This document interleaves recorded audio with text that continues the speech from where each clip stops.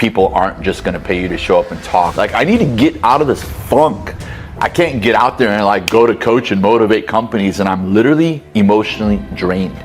So listen, just the night before I was watching TV, the movie Casino Royale was on, and I loved the car. It was a Aston Martin DBS. So I'm like, hey, while I'm broke, why don't I go to the Aston Martin dealership here and test drive an Aston Martin DBS? This is insane. Okay, because the DBS at that time was a $280,000 car. So I remember I drive to the dealership and I start kind of like looking around and walking towards the door, and this guy looks at me through the window, kind of like, a customer? This guy walks out, literally just strutting right towards me. But I remember the first thing I said to him was, hey, how are you? Nice to meet you. I'd like to test drive the DBS. And the DBS was in the showroom. They only had one of them. He looks at me, he's like, okay, I'm gonna need your driver's license, I need to pull your credit, and I need a $2,500 deposit. And I said, my credit is shot, and here's my driver's license.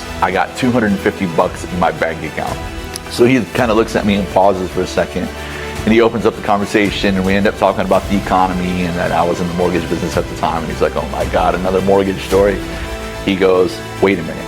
And he goes inside, and I'm like, oh my God. So he comes out a minute later and he has a key in his hand.